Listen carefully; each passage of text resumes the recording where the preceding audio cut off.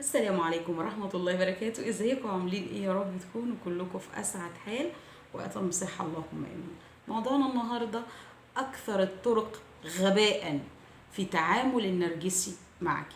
زي ما تعودنا مع بعض، لايك وشير وسبسكرايب، ادعموني كتير على صفحتي فيسبوك هناء السيد، ويلا بينا نبدأ الفيديو. اغبى نرجسي هو النرجسي اللي بيعمل لك دايما صمت عقاب، على طول صمت عقاب، على طول بيحرمك من طلته. فهمتي؟ النرجسي دايما لما النرجسي بيزود عليكي فترة الصمت العقابي، انت بتتعودي عليها، بالعكس ده انت بتاخديها فترة استجمام. احنا نفسنا بنقولك، انا دايما بقولك لما يطول عليكي فترة الصمت العقابي خليها فترة اهتمام بيكي، اهتمام بكل حاجة فيكي، تزودي ثقافتك، تشتغلي على نفسك، تروقي. فاهمه؟ على رأي الشاعر محمود درويش لما كان بيقولك ويبقى فراغك ويبقى مكانك فارغا وفراغك أجمل الحاضرين. فكتر الصمت العقابي اللي بيمارسوا عليكي النرجسي خلاص بقى فراغه فعلا في حياتك هو أجمل الحاضرين. تمام؟ أغبى نرجسي هو النرجسي اللي دايما بيصفك بأن تفكيرك لا يرقى لتفكيره، ذكائك لا يرقى لذكائه، أنه أكثر منك ثقافة وتعليم وهكذا. خلاص، لازم تعرفي طول ما النرجسي بيصفك بالصفات دي، طول ما هو شايف نفسه عنده الصفات دي. لأن النرجسي كل اللي في دماغه إزاي يسقط الصفات السلبية اللي جواه عليكي انت، وازاي يتخلص من الصفات السلبية اللي مشكله له عقدة نفسية ومخلياه مش راضي ابدا ابدا عن نفسه. فعشان يرضى عن نفسه يسقط عليكي الامور دي كلها. تمام؟ اغبى نرجسي هو النرجسي اللي شايف انه اضافة جميلة في حياتك، هو شايف ان مكمل لصورتك الاجتماعية امام الناس. للأسف انت اللي بتخلي النرجسي يفتكر كده في نفسه بتصرفاتك، بخوفك الشديد، بقلقك، رد فعلك اللي كله خوف وقلق، انك انت خايفة، بتترعبي لما يجيب سيرة طلاق، تترعبي لما يضايقك او تحس الامور هتفلت من ايدك. كل ده هو اللي بيخلي النرجسي يترسم ويستكتر نفسه عليكي على اساس قيمه غير حقيقيه.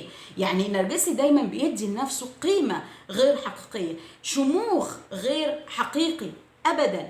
خلاص، فخوفك ورعبك وانك انت مش عارفه ازاي تتعاملي مع النرجسي، هو ده اللي بيخلي النرجسي يتكلم بالامور دي معاكي. تمام؟ اغبى نرجسي هو النرجسي اللي دايما شايف انه انك انت ما تقدريش تسيبيه، انك انت المفروض يعني مش تقدريش تسيبيه، انك انت المفروض انت اللي تعدلي في سلوكك. يعني انت المفروض انت اللي تتغيري مش هو. انت المفروض تبذلي مجهود عشان تفوزي بقلب النرجسي. يعني قلب النرجسي ده في حد ذاته جايزة كبيرة يعني. فاهمة؟ فده اغبى نرجسي اللي هو شايف نفسه الناس كلها لازم تحارب عشانه، الناس انت لازم تحاربي الناس كلها عشانه عشان تحتفظي بيه.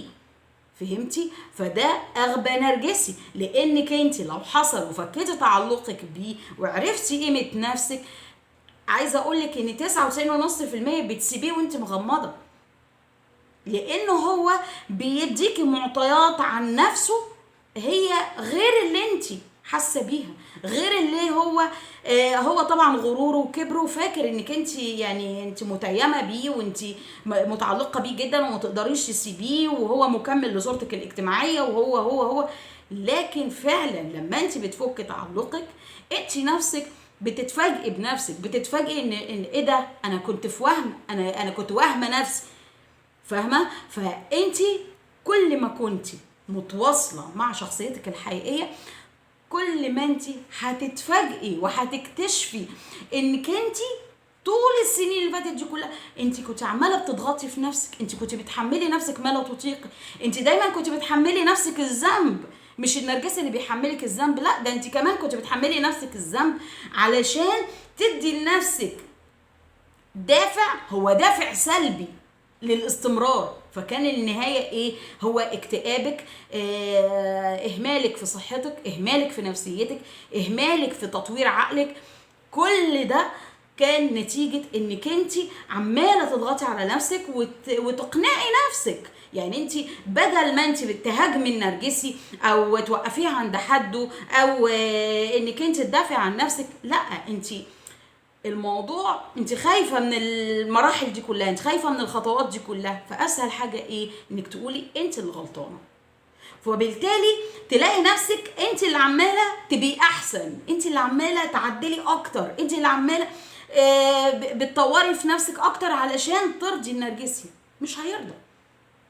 انت بتطوري نفسك علشان مصلحتك انت، عشان انت اللي تستفيدي من التطوير ده، مش عشان النرجسي هو اللي يستفيد.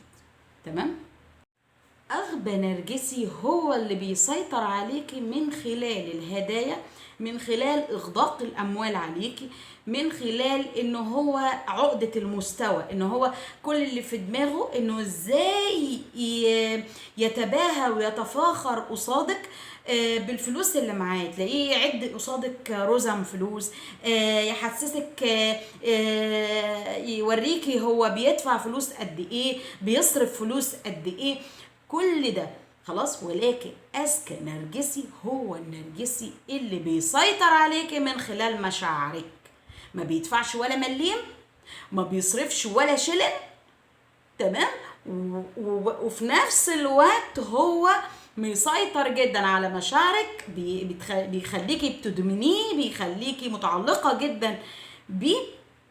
زي رجعوا الفيديو هل كثرة المعاشرة الزوجية دليل على حب النرجسي ليكي؟ ده فيديو مهم جدا، خلاص ارجعوا ليه ان شاء الله يعني تستفيدوا منه. فده بيبقى النرجسي الذكي، تمام؟ ولكن النرجسي الغبي هو اللي فاكر ان الفلوس والهدايا اللي بيجيبها لك، لانك انت كده كده بتطوري نفسك، كده كده هيبقى معاكي فلوس، كده كده هتقدري انك انت توفري الاموال دي لنفسك انت اصلا بالنرجسي او من غير النرجسي عادي. تمام؟ اغبى نرجسي هو النرجسي اللي بيفرض عليكي سلوكه المضطرب، بيفرض عليكي افكاره المضطربه، بيخليكي تهربي منه، بيخليكي خلاص مش طايقاه ولازم يعني بتفكري في الانفصال، بتفكري في انك انت ازاي تسيبيه باي شكل، عايزه تسيبيه.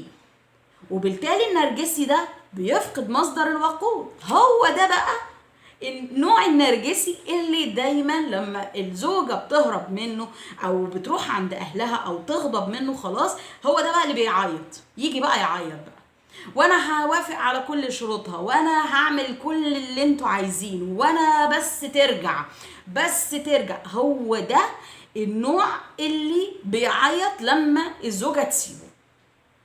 وده بيبقى نوع غبي جدا، لانه بيوريها يعني اقول ايه النجوم في عز الظهر، وفي نفس الوقت ملهاش الحق انها تعترض، ملهاش الحق انها تدافع عن نفسها. وفي نفس الوقت لما بتسيبه يرجع يعيط قصاد الناس، ولما ترجع له ينتقم منها اشد انتقام.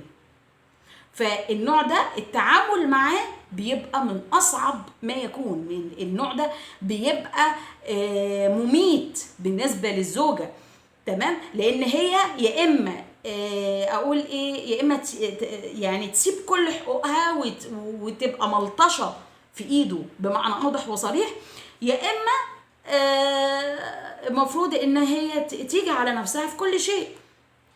فهمنا؟ يا اما هو يبقى مغطرس عليها في كل شيء وواخد منها حقوقها في كل شيء. فبالتالي النوع ده يعني من أسوأ، أنا شايفة إن هو من أسوأ أنواع النرجسيين وأغبى أنواع النرجسيين، لأن التعامل معاه يعني أقول إيه، حتى الحيادية ما بتنفعش مع حد، تمام؟ لأن هو كل اللي في دماغه إنه هو عايز يتخلص من الأفكار السلبية اللي جواه. تمام؟ يا رب الفيديو يكون عجبكم، يا رب أكون قدرت أشرح النقاط السابق ذكرها. أستودعكم الله الذي لا تضيع ودائعه، والسلام عليكم ورحمة الله وبركاته.